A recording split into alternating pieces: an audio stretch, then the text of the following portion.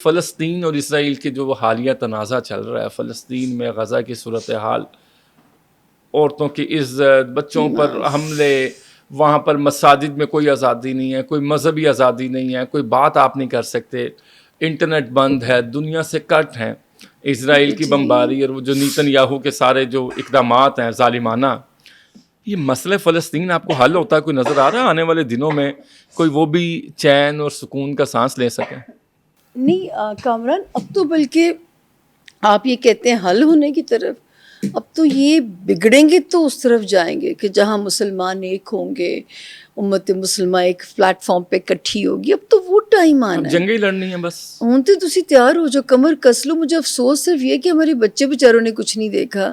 ہم نے تو پھر اچھے دور دیکھے ہیں، ہم نے پیسفل دور دیکھے ہیں، ہم تو بڑے اچھے دوروں سے ہو کے آ رہے ہیں. آپ لوگوں نے کچھ نہیں دیکھا کہ یا دھماکے دیکھیں جہاں جو ہے ہم نے ٹک ٹاک پہ ٹرولنگ دیکھی ہے جس کی اب بات کر رہے ہیں. وہی نا، تو جو ہے یہ اب اس کے لیے کمر کس لیں آپ لوگ. چونکہ ہم انٹرنیشنل افیئرس پہ بات کر رہے ہیں تو ایک شخصیت میرے ذہن میں ہے، ڈاکٹر عافیہ صدیقی.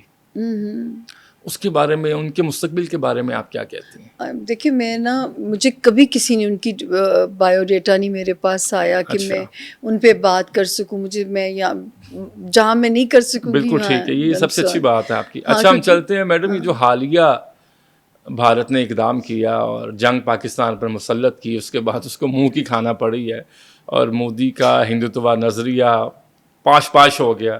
وہاں پر ریلیاں نکالی، لوگ گالم گلوچ کر رہے ہیں کہ انہوں نے کیا. لیکن ایک بات بتاؤں، یہ 1 مئی کو شو میرا آن ایئر ہے جس میں میں ہوم ورک کر کے گئی نریندر مودی کے ذائچے کے اوپر.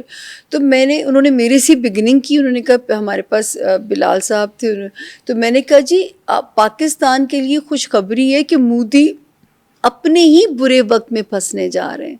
جب انسان کا برا وقت آیا ہوتا ہے نا تو پھر قسمت برے فیصلے بھی کراتی. جیسے خان صاحب اپنے برے وقت میں تھے، میں بار بار کہتی تھی کہ خان صاحب سمجھداری سے کام لیجئے. جب 22 میں ابھی تختہ بھی نہیں الٹا تھا، میں تب سے کہتی تھی کہ حکومت پھر مل جائے گی. اس وقت ڈیسیجن بہت سوچ سمجھ کے لیجئے. یہ جو ہومیوپیتھک اپوزیشن آپ کو نظر آ رہی ہے، یہ آپ کو بہت ٹف ٹائم دے کے جا سکتی ہے.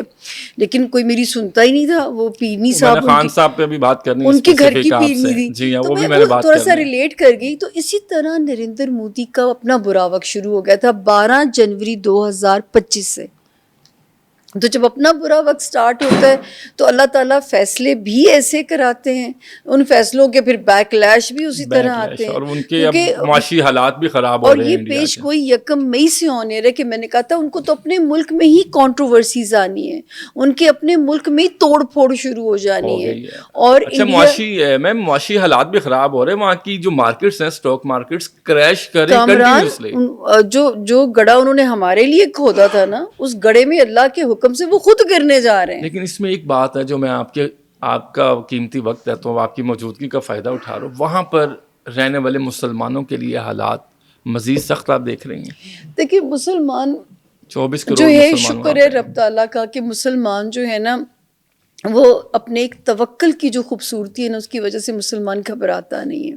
لیکن وہاں پر جو ان کے ساتھ حالات برتاؤ کیے جا رہے ہیں، جہاں جہاں مسلمان ہیں ابھی مسلمان پسیں گے اور جنگ کا خطرہ ٹل گیا. اور آپ کو ایک اور بات، اچھی خبر جو یہ ہے، جیسے ہی ہم 10 جون 2025 سے اگلی جرنی شروع کریں گے، وہاں سے امت مسلمہ ہوش پکڑنا شروع ہوگی. دوبارہ ڈیٹ بتائیں. 10 جون 2025 سے وہاں سے امت مسلمہ جو ہے وہ ایک جوش پکڑنا شروع ہوگی.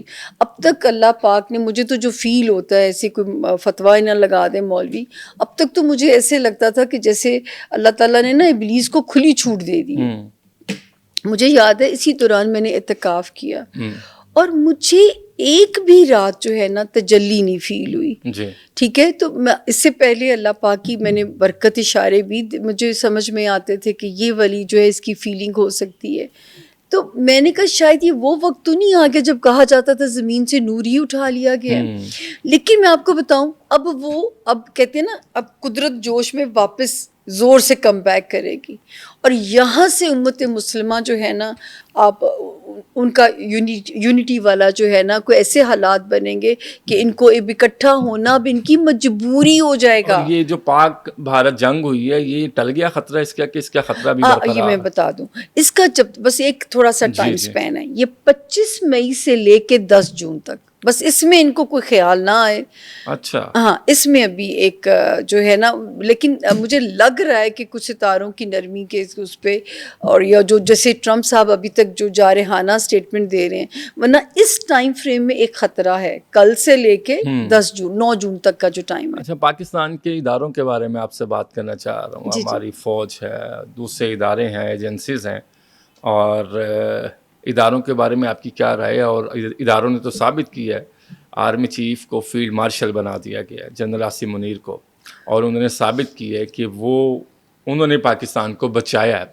ہمارے شہداء ہیں, فوج جانے دے رہی ہے, اور انڈیا کے ساتھ جو انہوں نے کر دی ہے, تو آپ آگے سید عاصم منیر کو کیا دیکھ رہی ہیں فیلڈ مارشل کے بعد؟ پاکستانی فوج کا رول کیا دیکھ رہی ہیں بین الاقوامی حالات کے تناظر؟ اچھا کامران, ایک تو یہ ہوا کہ آپ نے بہت دیر سے ڈھونڈ رہے تھے, ورنہ آپ بریکنگ چلاتے جیسے باقی چینلز بریکنگ چلا رہے ہیں, تو یہ پیش گوئی آپ تک پہنچتے پہنچتے مجھے دیر ہو گئی.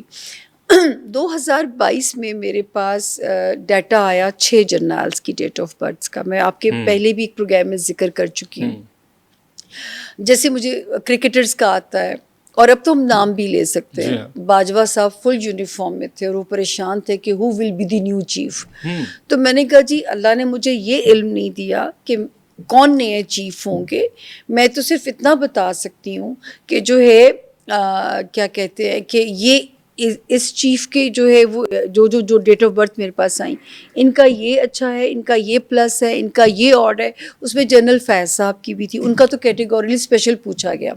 میں نے کہا جنرل فیض, پوچھنے والے کون تھے یہ چھوڑ دیں نا. اچھا, جنرل فیض صاحب کے ستارے میں نے کہا انہیں OSD کر چکے ہوئے ہیں کامران, ٹھیک ہے. تو میں نے کہا ان کا کوئی چانس نہیں ہے. یہ میں 22 کی بات کر رہی ہوں, فروری کا مہینہ تھا, اور میری بلی کے بیبیز ہونے تھے, اور میں نے انہیں کہا کہ جی مجھے بلی کی پریشانی ہے. تو مجھے آج بھی وہ یاد ہے وہ دن کہ یہ وہ میری بلی کے بیبیز ہونے تھے, تو مجھے تھا کہ مجھے بس گھر جانا ہے کہ میں اپنے بچوں کو, میں اپنی مانوں کو دیکھ سکوں. تو وہ اس وقت یہ 6 لوگ تھے, اور میں نے اس میں جیسے میں نے کہا جن ستاروں نے جنرل فیض کو OSD کیا ہے, اب وہ مارچ کے مہینے سے خان صاحب کو OSD کرنے جا رہے ہیں. اس وقت تک خان صاحب کی حکومت قائم تھی. یہ 2022 کا فیبری کا فرسٹ ویک ہے. ویسٹ کوٹ پہن کے پھرتے تھے, ٹھیک ہے نا, وہ ویسٹ کوٹ پہن کے پھر رہے تھے تب حکومت. اور میں نے جو ڈیٹ دی تھی کہ اس ڈیٹ پہ یہ حکومت نہیں رہے گی, ڈینٹ پڑ جائے گا, جو ہے نا اس کو جو ہے ڈینٹ ڈل جانا ہے. اچھا خیر, ان میں سے جنرل عاصم صاحب کے اوپر جب ذائچہ دیکھا تو میں نے کہا جی یہ جو مشتری کی پوزیشن لے کے پیدا ہوا ہے یہ بندہ, میرے پاس نام بھی نہیں تھے, انیشلز تھے. تو میں نے کہا کہ جو ہے یہ جو جوپیٹر کی جو پوزیشن ہے نا, اللہ کرے, اور میری دعا ہے کہ ان کو جو اللہ چانس دے. میری وجہ سے وہ نہیں بنے, وہ اپنے میرٹ پہ بنے ہیں, کیونکہ میں نے کہا تھا یہ بندہ ایک ریئل پیٹریوٹک ہے, اور یہ بندہ پاکستان کو کہیں نہ کہیں لے جا سکتا ہے. ٹھیک ہے. اچھا اس کے بعد جو ہے یہ بن گئے بڑی, آپ نے سوچا ان کی کتنی, ان کے لیے کتنا ان کو کنٹروورشل کیا گیا, کتنا ان کے ساتھ ہوا. میں تو پتہ نہیں, نروز کو سلوٹ ہے کہ وہ ڈٹے رہے. میڈیا وار چلتی رہی 2 باری, تو کہتے ہیں فوج کے اندر کو ہوا ہے, تو جو ہے کو کرنے کی کوشش کی گئی ہے. ہاں جی, تو خیر بچے رہے جو ہے. اور